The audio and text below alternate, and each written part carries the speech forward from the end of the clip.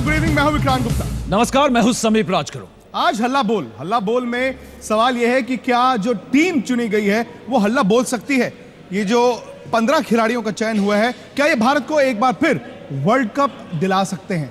इससे पहले कि चर्चा आगे बढ़ाएं, आपको बता दें कि खास मेहमान कौन कौन होंगे। हमारे साथ मदन लाल होंगे, वर्ल्ड कप जीत चुके हैं, चयनकर्ता रह चुके हैं। उनके साथ निखिल चोपड़ा हैं जो कि वर्ल्ड कप खेल चुके हैं।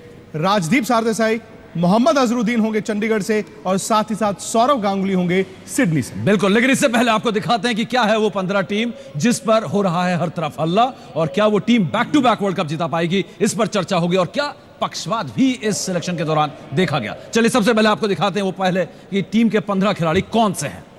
ये है टीम आपके सामने। MS धोनी कप्तान, ये उनका शानदार रिकॉर्ड है, शानदार रिकॉर्ड है। और ऑस्ट्रेलिया में कामयाबी भी उन्हें मिली थी। शिखर धवन, सीबी सीरीज वो जीते। इन पर सवाल उठे हैं और इस खिलाड़ी के फॉर्म पर, इस खिलाड़ी के एटीट्यूड पर भी सवाल उठे हैं।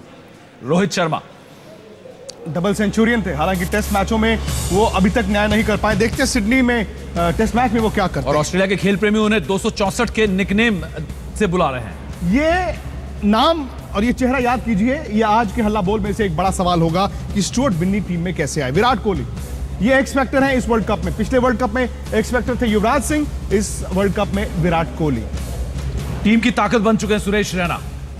हाल में जिस तरह से गेम में इंप्रूवमेंट किया है, जिस तरीके से बल्लेबाजी कर रहे हैं, जिस तरीके के तेवर हैं, ऑस्ट्रेलिया में इस खिलाड़ी की बहुत जरूरत पड़ेगी। बेहद अहम खिलाड़ी। और अजिंक्य रहाणे को मत नजरअंदाज कीजिए। अंबाती रायडू अब एक ऐसा खिलाड़ी जिसे मौके मिले हैं।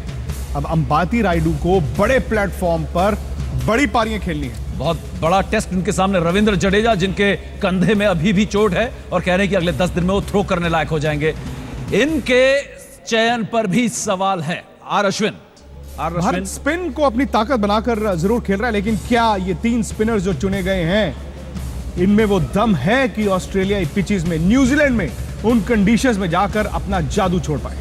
भुवनेश्वर कुमार पहली बार ऑस्ट्रेलियाई जमीन पर आज खेले और कहीं ना कहीं अपना असर बिल्कुल नहीं छोड़ पाए। भुवनेश्वर कुमार गेंदबाजी में बिल्कुल नीरस और उनकी गेंदबाजी में बिल्कुल धार नहीं नजर आई।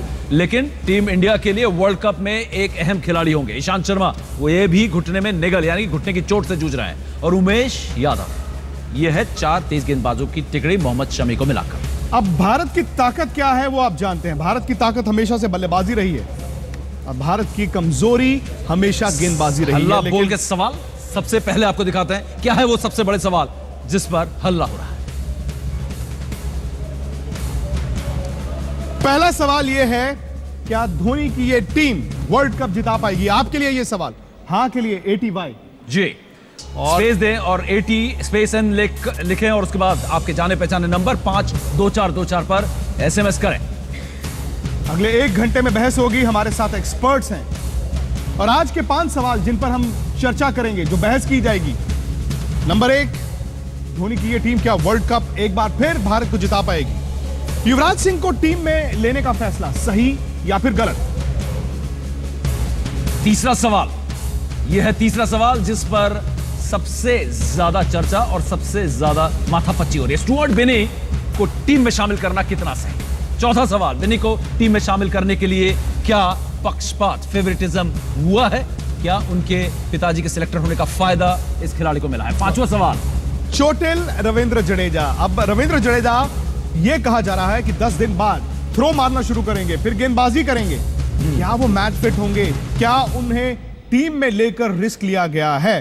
पहला सवाल वही कि क्या ये टीम भारत को वर्ल्ड कप जिता सकती है? मदन जी।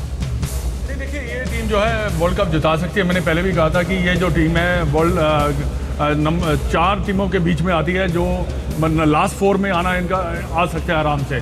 दूसरी बात ये है कि ये टीम ऐसी दिखाई मेरे को देती है जो 1983 में जब हम वर्ल्ड कप जीते थे, इसमें काफ़ी ज़्यादा इन्होंने ऑलराउंडर भरे हैं। अगर आप देखें 1983 में भी बड़े बड़े दिग्गज, सुनील गावस्कर, रवि शास्त्री, वीरेंद्र सावरकर, ये भी कई मैचेस ये भी नहीं खेले थे जो उन दिनों के बेस्ट प्लेयर होते थे।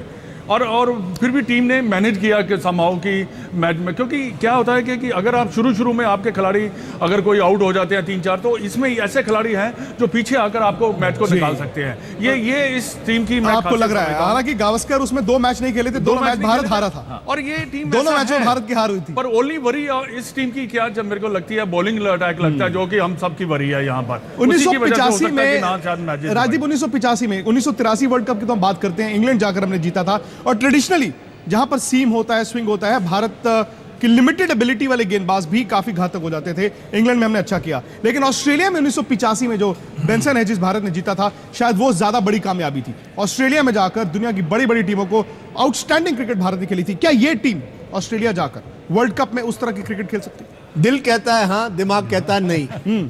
मुझे दिल कहता है नंबर 1, दिमाग क्या कहता है 4? मेरा दिमाग कहता है कि हमारे पास उस तरह की बॉलिंग नहीं है जो वर्ल्ड कप जिता सकती है। ऑस्ट्रेलिया में आपको बॉलिंग चाहिए, आप बगैर बॉलिंग के मुझे नहीं लगता ऑस्ट्रेलिया में वर्ल्ड कप जितवा सकते। हमारे बॉलर जो है इनएक्सपीरियंस्ड है। मदन पाजी ने सही कहा कि हमारे पास ऑलराउंडर है, लेकिन आपके जो 40 ओवर के जो 4 बॉलर होंगे वो कौन होंगे? हर बॉलर को मार पड़ रही है। उमेश यादव ले लो, भुवनेश कुमार ले लो, शमी को भी मार पड़ी है इस सीरीज में। वो लेंथ नहीं है हमारे बॉलर्स के पास जो मुझे लगता है ऑस्ट्रेलिया में वर्ल्ड कप जिता सकते। बिल्कुल। निखिल, आपसे छोटा सा जवाब चाहेंगे, इस अगले सवाल की तरफ भी हम रुख करेंगे, क्योंकि दिल से मैदान में खेलना पड़ता है, लेकिन दिमाग से। लेकिन अगर दिमाग कह रहा है, जैसे कि राजदीप का और मदन पाजी का भी यही है कि मुश्किल है, ये तो ऐसा लग रहा है जैसे ओलंपिक से पहले हॉकी टीम कहती है कि हम सेमीफाइनल पहुंच जाए तो हमारे लिए जीत होगी। तो क्या ऐसा तो नहीं हो रहा है यहाँ पर हॉकी टीम की तरह? मुश्किलें जरूर होंगी, लेकिन आपके पास अगर गेंदबाज नहीं है, आपके पास जो भारत में अवेलेबल है उसमें से आपको बेस्ट पिक करना है। और हम उम्मीद करते हैं जिस तरीके से उनका पिछले कुछ समय से परफॉर्मेंस रहा है, आप उसी में से पिक करेंगे। अब हम बाहर से तो कहीं से खिलाड़ी ला नहीं सकते, आपको 11 खिलाड़ी। ठीक है, लेकिन क्या ये टीम दूसरे टीमों को वहां पर जाकर धाराशायी करेगी, पटकेगी कि नहीं पटकेगी? जरूर पटक सकती है, इसमें कोई दो राय नहीं है। मुश्किलें जरूर पैदा होंगी, लेकिन एक तरीके से अगर एक पक्ष आपका थोड़ा सा कमजोर है, दूसरा पक्ष उतना ही मजबूत है, तो कहीं ना कहीं टीम गेम में उतार चढ़ाव चलता है, लेकिन एक कॉम्बिनेशन बनाना बहुत जरूरी है। अजहर भाई जुड़ गए हैं चंडीगढ़ से। अजहर भाई, सबसे पहले तो कमाल कर दिया आपने। सिलेक्टर आप में जो कल आपने 15 खिलाड़ी, यानी कि आपने दरअसल 16 खिलाड़ियों का नाम दिया था, उनमें से एक ही ऐसा था मुरली विजय जो टीम में नहीं आ पाया। लेकिन कल भी आपने कहा था कि उम्मीद 50-50 है, अभी भी 50-50 है, या मोहम्मद अजहरुद्दीन के दिल दिमाग दोनों को लगता है कि नहीं यार, भारत को एक बार फिर कप मिल सकता है? नहीं, देखिए, भारत को बिल्कुल जरूर कप मिल सकता है अगर अच्छा बैटिंग करेंगे, अगर अच्छा फील्डिंग करेंगे, बॉलिंग करेंगे, क्योंकि तीनों डिपार्टमेंट अच्छा खेलना पड़ेगा। क्योंकि अगर एक डिपार्टमेंट अच्छा नहीं खेलेगा, अगर 2 में हम फेल हो जाएंगे तो हमें बहुत दिक्कत आ सकती है। बट लेकिन मैं सोचता हूँ कि हमारी एक वेल बैलेंस टीम है। बट मे बी एक बैट्समैन अगर शॉर्ट है, क्योंकि शायद अगर मुरली विजय को लेते तो मैं समझता हूँ कि बहुत अच्छा होता था। बट लेकिन जो भी टीम अब चुनी गई है उसके ऊपर हमको बिलीव करना पड़ेगा। और हम सबको पूरे, ऐसा कि इंडियन टीम खेल रही तो हम पूरे जितने भी लोग हिंदुस्तान के, हम उनके लिए दुआ करना पड़ेगा और उनके लिए उनको सपोर्ट करना पड़ेगा। क्योंकि अब टीम सेलेक्ट हो चुकी है, इसके बारे में अब ज्यादा उतनी चर्चा करना मैंने समझता हूँ कि सही है। बट लेकिन मैं ये कंग्रेचुलेट करूंगा कि सेलेक्टर ने बहुत अच्छी टीम तो चयन की है। लेकिन हर एक्सपर्ट के नजर में, चाहे मदन जी हो, चाहे राजदीप हो, निखिल हो, अजहर भाई हो, कहीं ना कहीं टीम जो है ऑल आउट फेवरेट का जो तमगा है वो नहीं मिल रहा है। अजहर भाई, आप हमारे साथ जुड़े हैं चंडीगढ़ से, तो दूसरा सवाल भी आपकी तरफ दाग दें, युवराज सिंह को टीम में नहीं लेना कितना सही या कितना गलत फैसला?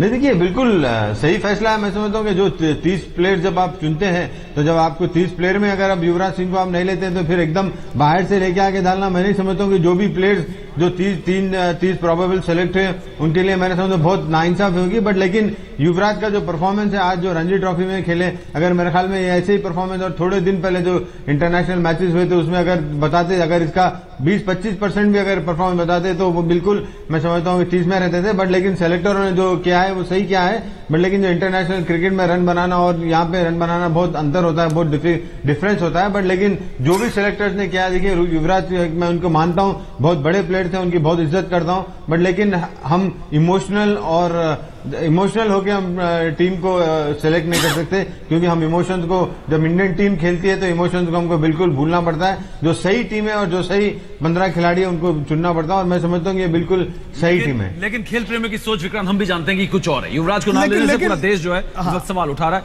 हम आज का सवाल नंबर 2 है। यही हम अपने एक्सपर्ट राजदीप जर्नलिस्ट के पास आते हैं जो खुद भी क्रिकेटर हैं। आप क्या इत्तेफाक रखते हैं अजहर भाई से कि जो युवराज सिंह को नहीं लिया गया ये एक सही फैसला है?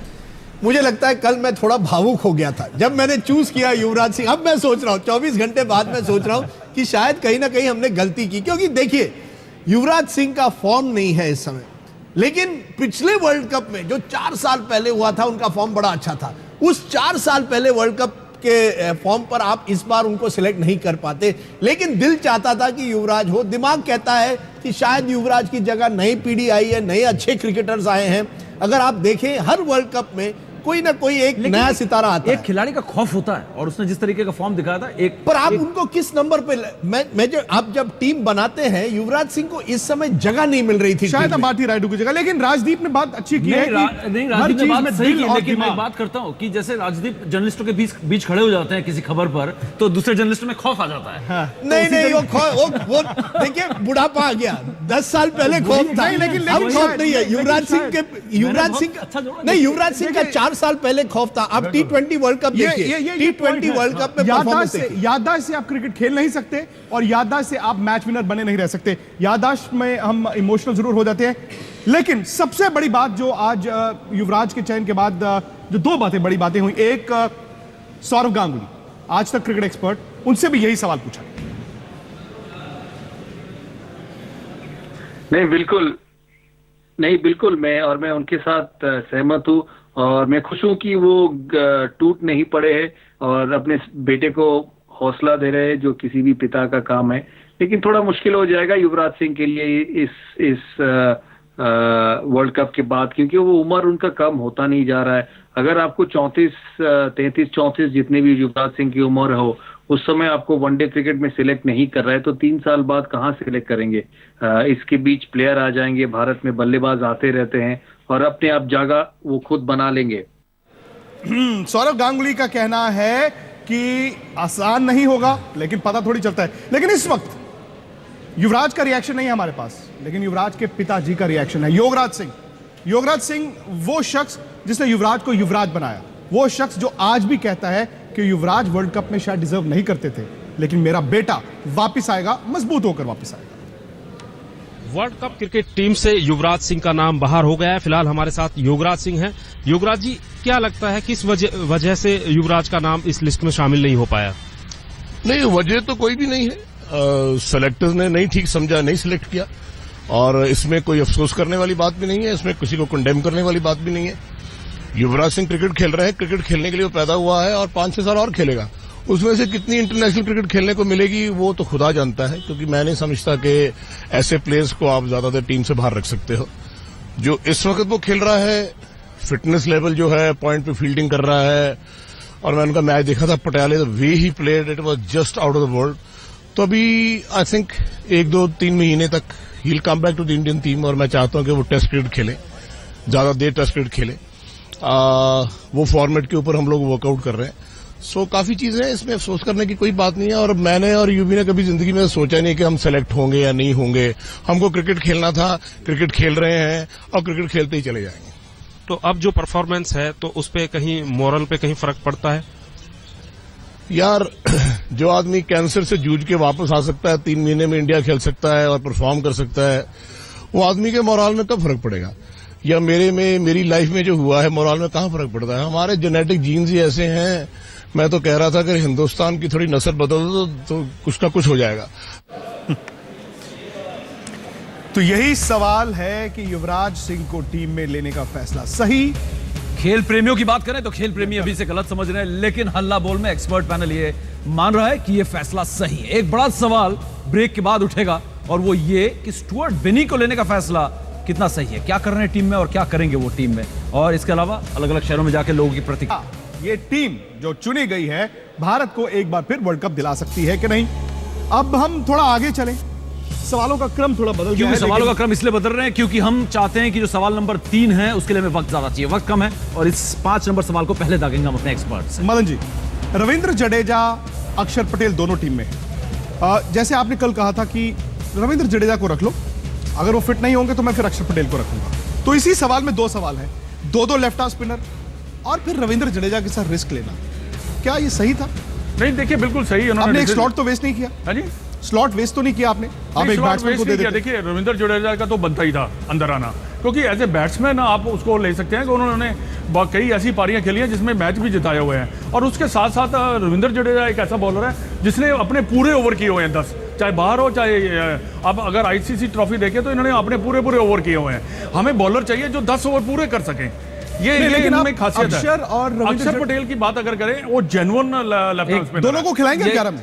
नहीं, देखिए खिला सकते हैं। बैट्समैन अगर कोई फेल होता तो उसको अच्छा तो ठीक है, तीनों स्पिनर खिलाएंगे। अब देखिए कैप्टन क्या सोचता है। कैप्टन ये सोचता है यार रविंद्र जडेजा और अमृत रायडू की मैं बात कर रहा हूँ, एग्जांपल दे रहा हूँ, वो कह रहा है ये बैटिंग भी कर रहा है, मेरे 10 ओवर भी कर रहा है। कई बार ऐसा मैच आप ये कह रहे हैं कि रायडू की जगह आप जडेजा को एज बैट्समैन, चॉइस है आपके पास, कैप्टन के पास चॉइस है। लेकिन मदन जी अगर रायडू और जडेजा में ही कंपटीशन है, दैट मींस रायडू की जो बैटिंग एबिलिटी बहुत नीचे हो गई। देखिए ऐसी बात नहीं है, वैसे 11 में एक मैं बात आपको, ऐसी बात नहीं होती। कई बार कैप्टन सोच लेता है कि मेरे को ये बैट्समैन अगर उतना ही अच्छा है जितना रायडू अच्छा है तो ये साथ ये बॉलिंग भी कर सकता है, तो उसमें थोड़ा सा कैप्टन को एक एडवांटेज मिल जाता है। तो आपको लगता है सही चॉइस है दोनों को रखना? दोनों की सही चॉइस है, और ये इंजरी के बावजूद उनको लेकर जाना। देखिए इंजरी के बारे में मैं इतना ही कहना चाहूंगा, अगर वो फिट नहीं है, अभी भी अगर वो फिट नहीं होते तो उनको नहीं लेके जाना चाहिए। वही सवाल वही है कि 10 दिन बाद वो थ्रो मारना शुरू करेंगे। देखिए वो उसने रिपोर्ट दी होगी, वो फिजियोथेरेपिस्ट जो है, रिपोर्ट हमारे सामने है। देखिए वो सामने है। देखिए इसने भी बोला होगा,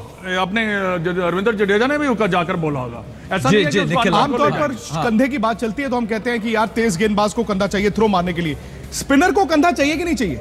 और खासतौर से ऑस्ट्रेलिया के मैदान में तो बिल्कुल चाहिए विक्रांत, इसमें कोई दो राय नहीं है। लेकिन रविंद्र जडेजा का जो चयन हुआ है, कुछ खिलाड़ियों के ऊपर कप्तान का जो होता है ना, बहुत भरोसा होता है। रविंद्र जडेजा जिस तरीके के खिलाड़ी हैं, और सब जानते हैं महेंद्र सिंह धोनी उस खिलाड़ी के ऊपर बहुत भरोसा रखते हैं, इसीलिए उन्होंने वो एक गैम्बल लिया है। और रविंद्र जडेजा का एक बैकअप भी अक्षर पटेल के तौर पर रखा है। और जहां बात रही रायडू की, वो 11 में पहले भी नहीं खेलेगा। अजहर भाई एक छोटा जवाब आपसे चाहेंगे, ब्रेक पर भी जाना है।